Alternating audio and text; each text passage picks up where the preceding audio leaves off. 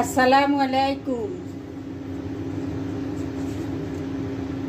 আমার page moms kitchen ও YouTube channel moms creation দর্শক বন্ধুরা কেমন আছেন?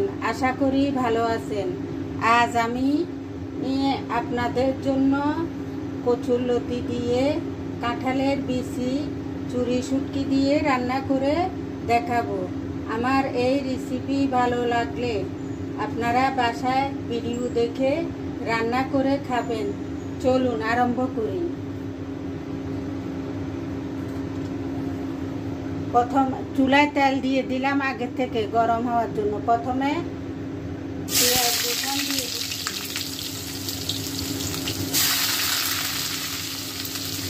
কাঁচামরিচ দিয়ে দিলাম, এই যে পেঁয়াজ রসুন আদা পেস্ট দিয়ে দিলাম, একটু অল্প পরিমাণে চিংড়ি মাছ দিলাম,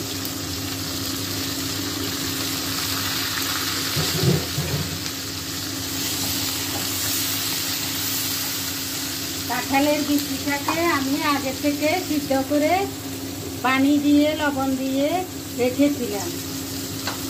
আর চুরি শুটকিকে আমি গরম পানি আগে ধুয়ে কুটে লবণ দিয়ে ধুয়ে পরিষ্কার করে আবার লবণ হলুদ দিয়ে সিদ্ধ করে পানি ফেলে দিয়েছি। এখন আর বেশিক্ষণ লাগবে না। এখন হলুদ, মরিচ, জিরা, ধনিয়া, লবণ একসাথে দিয়ে দিব।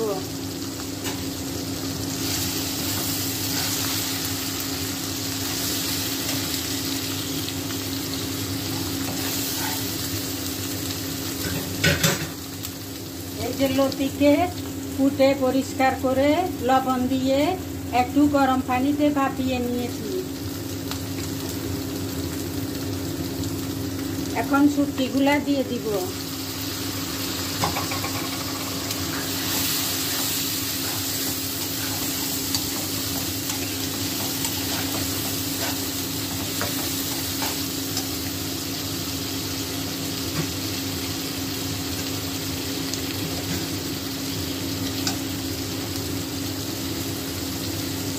এখন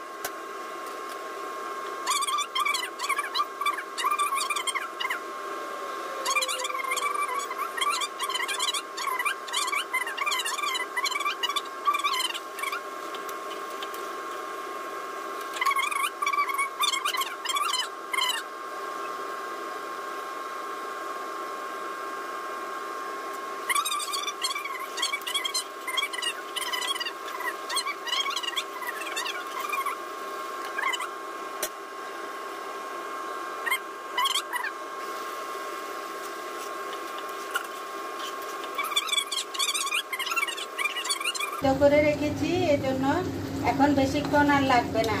কাঁঠালের বিচি আমি ফ্রোজেন করে রেখেছিলাম ফ্রিজে ডিপে। আমার মেয়ের শ্বশুরবাড়ি থেকে আমাকে কাঁঠালের বিচি দিয়েছিল।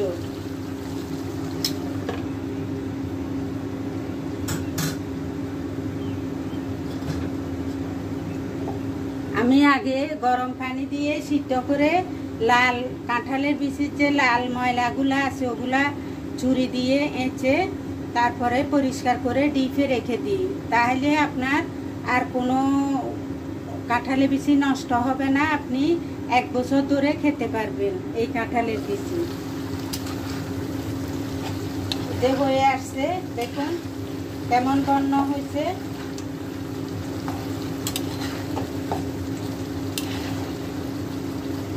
এই যে দেখুন সিদ্ধ হয়ে গেছে। আমি আবার কাঁঠালের বিচি মাঝখানে কাটি না, অনেকে কাটে, কারণ কাটলে আমার কাছে মজা লাগে না, ভেঙে যায়। আর কাঁঠালি বিচি থাকে না, দানা দানা থাকে না।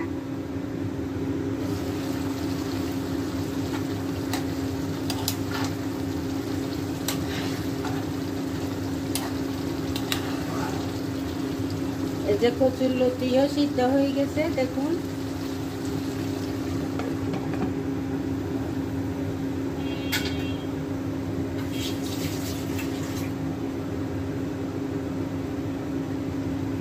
আপনারা এই কচুরলতি রান্না আমার ভিডিও থেকে দেখে ভালো লাগলে বাসায় অবশ্যই রান্না করবেন। রান্না করার পর আমাকে লাইক করবেন, কমেন্ট করে জানাবেন কেমন হয়েছে।